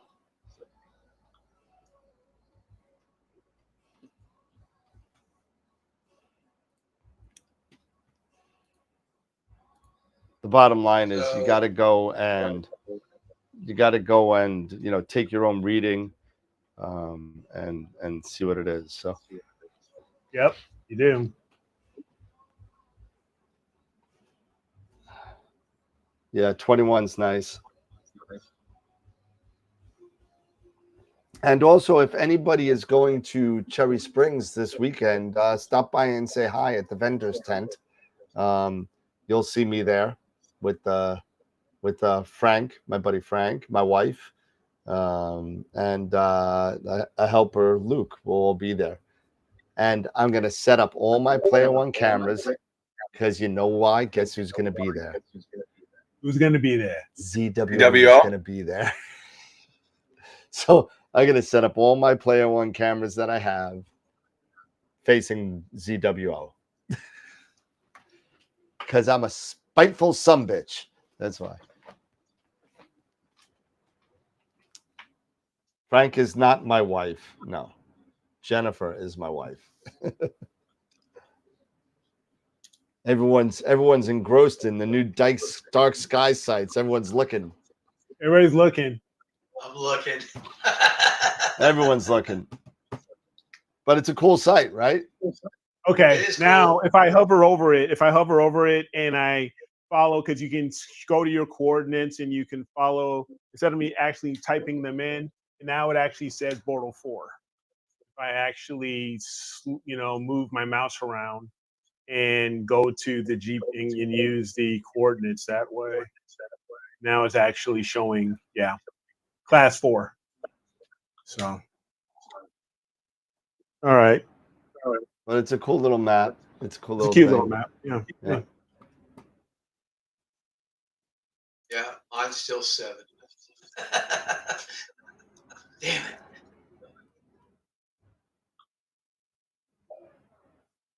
I can't. It's so much clouds and lights on there. I can't see the map on Long Island. East Northport. All right, let me share my screen. We can go over the image of the week here really quick. There's a town on Long Island called Elwood. Where's Jake? Where's Jake? I was going to say.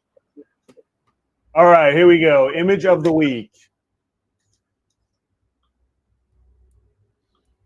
Last week's winners. Congrats again to Greg and John.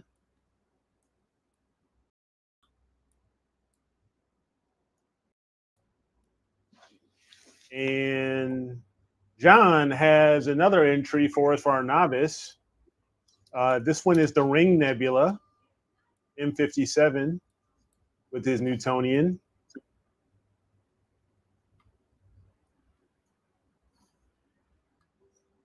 And for our experience bracket, we have 3 entries. We have M42 by Norm with his William Opsey's GT81 in 1600. Man, That 1600, you still getting some use out of it. This is getting wrong. There's no way that Montauk is a 7. Yeah, see, that's what I'm saying. Something's not right. Something's not right there. Yeah, so M42 looking really good there, from Norm. And we have from Keith, we have a C-Star S30 shot of the Horsehead in the Flame Nebula. I tell you, these little scopes, they're impressive.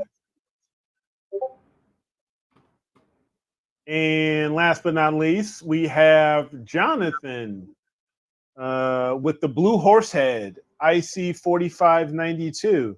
This with his Cat 91 and the Poseidon. So get out there, vote. This was a 2-panel mosaic. Okay. So far we've got a few votes out there. We got them until Friday. So get out there and vote, guys. All right. Yeah. Cool. Vote more. Vote. Don't forget, before you leave, give a thumbs up for the show. We still love to hear your thoughts, your comments, all that stuff. We would love to know, you guys' thoughts on stuff and how we're doing here and what we can do better, all that. All right. So I finally put an air conditioner. I had to put an air conditioner in my office because of the computers and everything. It was kicking out some heat in this room, man. So it feels so much nicer in here now. You have no idea. It's crazy how good this feels now. Nice. Just having conditioned air. Yeah, I'm gonna have to go take a look. It's showing all 7 over here, but I'm telling you, it's a lot darker than 7. So Yeah. it might be a 6 on the north and a 7 in the west, still towards the city, and a 6 to the east. So could be one of those. I don't know about climate control when I do the observatory. I'm definitely gonna be, I am gonna put some fans in there and have some exhaust and a little bit, something like that.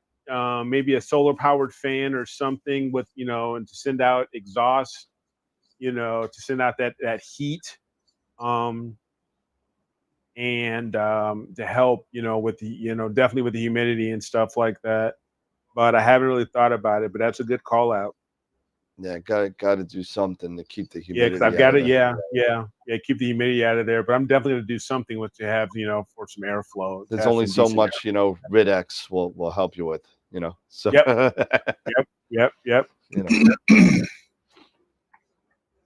Yeah, Paint it humidity white. and fungus bad. Yes. Bad. Yes, very, very bad. This is pretty cool. So, it's a pretty cool.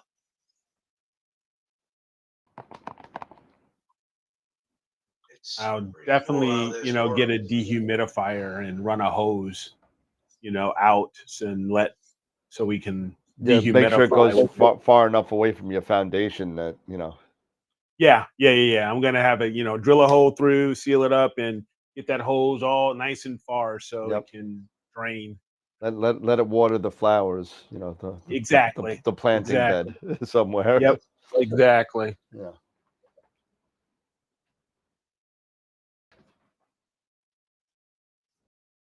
Hey, you know what I noticed at Starfront, and I was playing around with the thing, and I'm just wondering, maybe somebody could answer this question, but I was wondering what the roof was made out of, right? And somebody said aluminum, somebody said tin, somebody said all those guys. I'm like, would they really use like radiating metal like that with like hundreds of scopes in a build, 50 scopes in a building? I said, no, they can't. That would make no sense, right? Right. And then I finally, and I don't know if you can't see it now because the roof is open, but I was just happening, and I saw motion in my peer cam on the roof. What? It was like It was literally like a flag moving. It's like some sort of flexible material that the wind was blowing, that the roof Okay. is made out of. I'm not sure what it's made out of because it was blowing like the wind was blowing it. So there's something on the roof. I don't know what they make the roof out of, but it's something. It's not metal, or at least there's it might be metal, and then on top of that is some sort of solar protection, that like a barrier underneath. It's weird because it's definitely flexible. Interesting. Because I saw it moving like wind. And that could be the wine talking, but I don't think so. But Yeah, because I've got to. Yeah, I'll get some sort of, breathable. I won't do. I don't. I'll do some sort of cover. I won't use if once I get the observatory set up. I'm not going to probably use the telegizmo. I think the telegizmo will be too much. So I'll have to if probably. you're going to be outside all the time, yeah, and if you're getting Yeah, covered the whole time, but the whole time. you get one of the light telegizmos, the like the light one, not the Desert Storm one. But you can still use a Desert Storm one if you got humidity control in there, inside that cover. Right. That's it's not the cover. You don't have a bit. Yeah, or one of those little buckets of whatever, you put it underneath on the pier.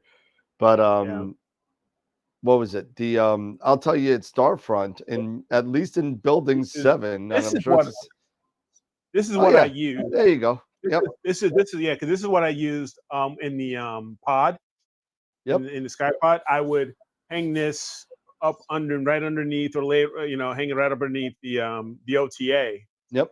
On the mount, on the counterweight bar. I would just hang this on here and just, let and it then cover suck it up up with all the water. telegizmo and just let it do its thing. And dude, would it ever? Yep. It would. But I'll tell you, in Portal, in Building 7 on in Starfront, I have the Echo with the Eagle, right? And I got the temperature sensor and everything. And I will tell you this: today in Building 7, it was 120 degrees. Damn. It was 120 degrees. Yeah, that's Texas. Sun baking on the top of that roof. I mean, of course, if it's not insulated or air conditioned. I'll tell you what, so what? It's 8:45 over there right now. Let's see.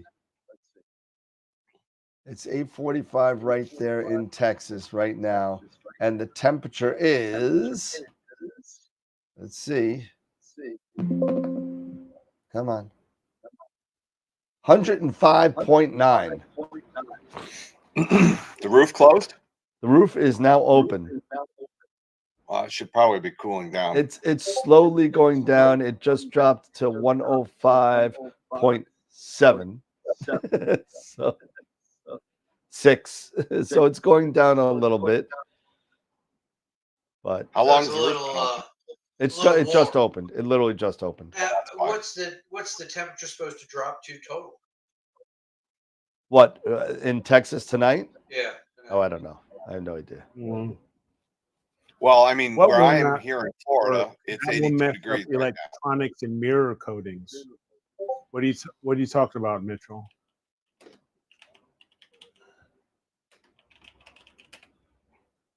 Yeah, so Scott, to your point, right now in Brady, Texas, it's 85 degrees. Yeah.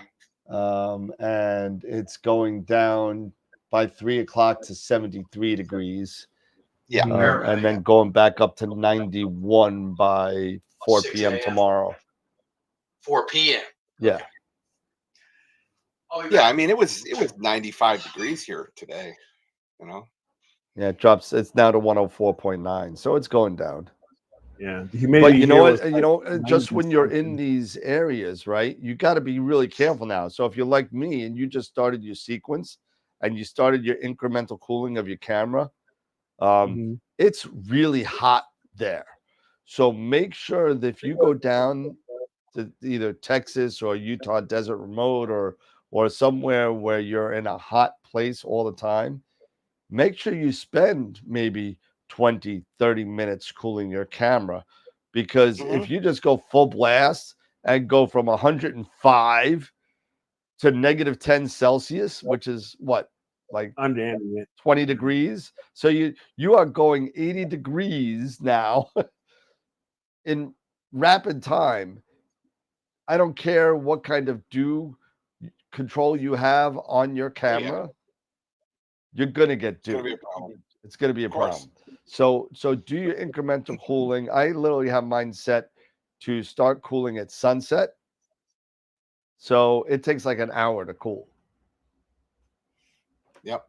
You know, so I mean, on mine right now, I've got it set to cool for 15 minutes. Yeah. You know, I take it down to -10. Yeah, but you're going outside from your lanai to you know, which is probably 70 degrees, maybe 80. You know, it's not no 105. Yeah, you're not degrees, going from 110 to 20. No. You know, so no.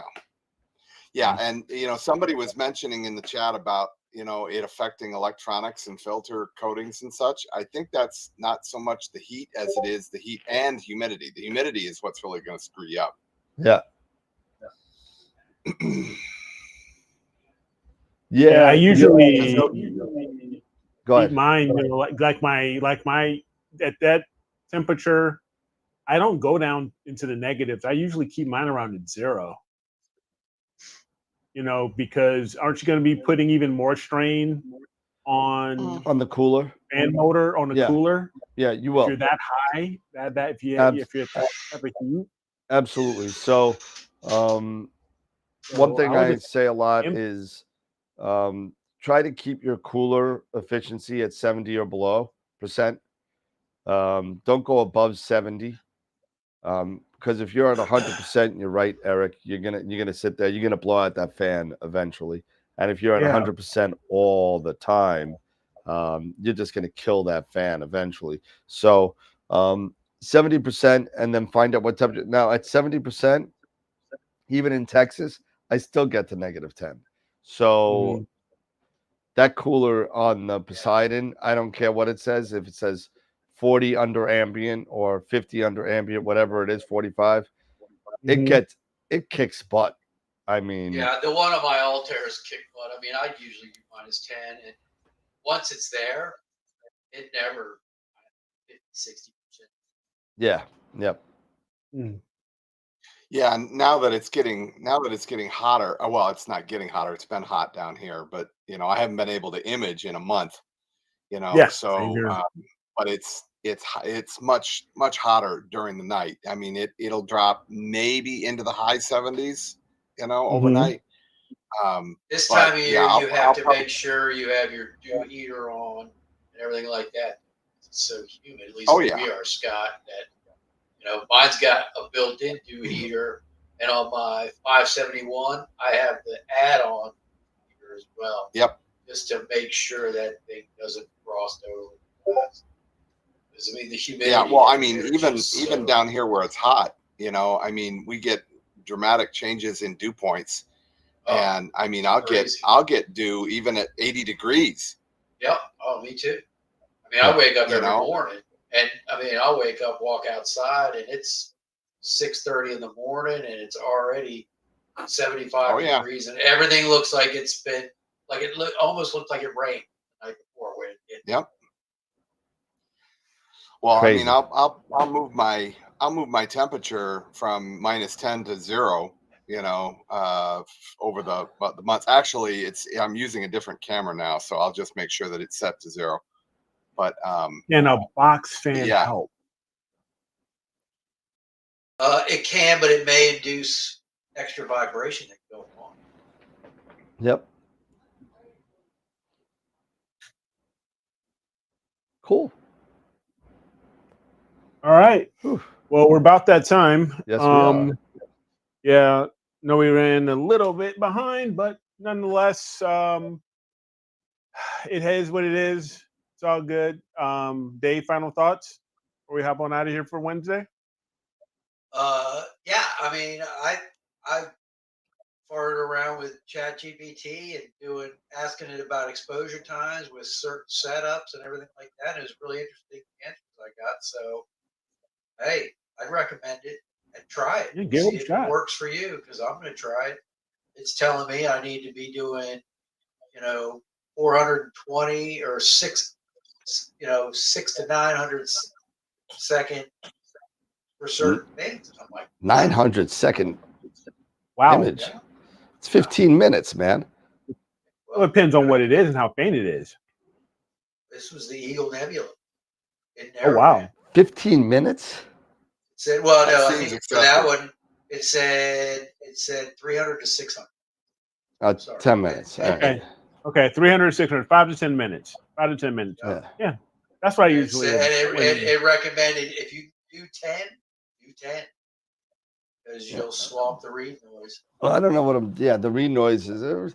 I mean, that's maybe a topic for discussion. I mean, I wonder if you really have to swamp the read noise now. The read noise is so minimal. Mm-hmm. The thermal noise is more of a problem at this point, but that's even getting minimal. But I know both my mounts will do 10 minute long exposures as long as my C sensitive guide. Scott? Yeah. Well, I mean, whoa. Hello. Whoa. Hey. What did you do? Hey. I don't know what the hell I did. There we go. There you go. I mean, AI is a useful tool, but that's how it should be. That's in my estimation. That's how it should be treated. It's a tool. You shouldn't lean too heavily on any one tool, because if you do and it fails you and you don't have something to fall back on, so you should always have principle to fall back on. The other thing that I noticed, that lens that I'm going to be shooting with on the EQM, that my 300, I remembered that lens has a built-in filter drawer, and I'm hoping that I can get my 2-inch filters to work in it. It has, I don't know how well you can see that. Yeah, I can see it. But it's got a built-in filter drawer that literally takes threaded filters. Oh, that's an M48 drawer. Cool. Yeah, that's fine. That's perfect. And so this is a polarizing filter. So this is a full built-in unit, but I've got another slip-in like this that will allow you to thread filters. So I'll be able to use my 2-inch filters in this bad boy lens. Excellent. And so I'm kind of intrigued with that. But I'm really kind of interested to see how well that 300 millimeter, f2.8 performs for Astro. It's going to be interesting because that lens is an 11 element lens. It's stupid. It'll work, I'm sure. So I'm really curious to see how well it's going to perform. But I got to get that new telescope control, Dan. That What? That Eagle core is. Yeah. Hey, you asked about the Melee. The Melee works great, and it's inexpensive. You get a lot of bang for your buck. So. All right. Other than that, pray for clear skies. Looks good for this weekend. Let's keep our fingers crossed. Hopefully, it'll stay that way. Yeah, exactly. Yeah, for sure. And I'm going to be I don't know if I'll be able to do anything with the Nikon, because I really need that control, So I'll have to talk to you, Dan, about doing something with that thing. But I'll definitely be shooting the Rasa, or not the Rasa, the Hyperstar. All right. So on the 14. I've got that set up. It's ready to go. All I need to do is just do a quick collimation on it, and we should be in good shape. And I'm ready to image. So hopefully, I'll be able to point at the lagoon. We'll see. If not, I'll see about maybe getting something, out towards the north. So And I did check that dark sky site. I am literally sitting right on the edge of Bortle 4. Right, Bortle 4, Bortle 5, 20.56, I think, on the sky quality meter. So all I need is clear skies, baby. Yeah, I'm curious to see what it would be when I use my own SQM meter and see how it matches Yeah. what that says, because I think that's too high. I think it's actually lower than that, but we'll see. Well, how far are you from the city? Well, right now I'm at 26 miles. I'm not far away. How far is the new house? About 48, maybe 50. So you double the distance. Okay. Yeah, and I'm further north, so I'm closer to the Long Island Sound. So you shoot out over the Atlantic? No, the Long Island Sound. Atlantic is south. Oh. I can't picture exactly. So where if you got Long Island, right? You got Long Island. Yeah. In between Long Island and Connecticut on the north is the Long Island Sound, which goes out to the Atlantic and comes around. Okay. So that's nice. Little geography lesson. Yeah. But, all right. Yeah. I will be working on the image of the month to get that launched. Sorry, I know it's later than normal. It's just been a little crazy, but I will get that set up, and so you guys can start voting on that this Friday. Sounds good. So, but besides that, no, I'm just myself. Figure out just to get the this 11 up here. I got the counterweight. I've got the can. I've got a few other things here. I mean, I'm at that point where I'm pretty ready to get to imaging on this thing. So I'm looking forward to it. Yeah, I just want to quote really close on Tom's statement right there. It said 3 nanometer filters. I always take 10 minutes. Here's the thing on Long Island. I cannot do 10 minutes. I don't care how dark I get. And it isn't the skies. It is the skies, but it isn't the quality of the skies. It's the amount of airplanes. See, I have to worry about that too, depending on which way I'm pointed. Exactly. So that's a problem. So when you're in Illinois, where you have maybe one airport, in Chicago, you got Midway, and you got two. You have 2 in the entire state of Illinois, and I have 4 on Long Island. Yeah. So I got 2 in Chicago. You got Midway and O'Hare. Yeah, Midway don't count. Whatever. But okay, fine, whatever. O'Hare's international. Is Midway international? 4. Yeah. It is now. All right. I have Dulles, Reagan, you got Andrews, and Fort Belvoir has a landing strip. Well, Eric, you have more planes now than you did then being in Atlanta. I know, with Jackson Hartsfield. Yeah, that's like a major U.S. hub. But I mean, I have Republic, I got Farmingdale, I got LaGuardia and JFK. So I got it all around me. So I got 747s, and now I didn't think Cessnas were ever going to be a big deal. I didn't think it was going to be, but the Cessna landing strip is literally, they go right over Lake Grove, right into Farmingdale, and it's right there. So these Cessnas are only a couple of 100 feet above my house, Yes, so that's like the strip that's on Belvoir. I get Blackhawks, and little smaller like computer jets sometimes, and they literally are right over my back neck, maybe 800 feet in the air. It's like, God. Yeah, it happens. So that 10 minutes really, it might be a little bit more feasible in Lake Grove as opposed to Levittown. Levittown's really bad. I can't, if I do 5-minute shots, I mean, 1 out of every 3 or 4 has a plane in it. But so that's why I only did 3-minute shots here. But Lake Grove, I'm hoping that, that the air traffic is routed a little bit differently over there where I can take a little bit longer exposures, but we'll see. Yeah, have you looked at the overhead to see which way No, I haven't looked at the air traffic. Yeah. How the runways are pointed? Nope, I have not. That's what you got to look at. Where are the runways pointed? It's not like I could change it anyway. I'm just gonna shoot and bear with it, you know. So Yeah. But I hear you. awesome. That was my final thought. There you go. There you go. All right, guys. Well, ladies and gents, thank you guys for hanging out with us. Appreciate it as always.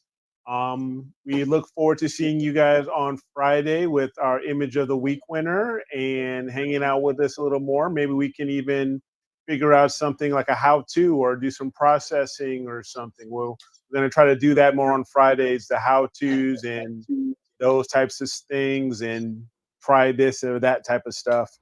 But other than that, have a great rest of your week, you know, and as always, keep imaging, keep educating, clear skies, and we will see you guys on Friday. Take care, everybody.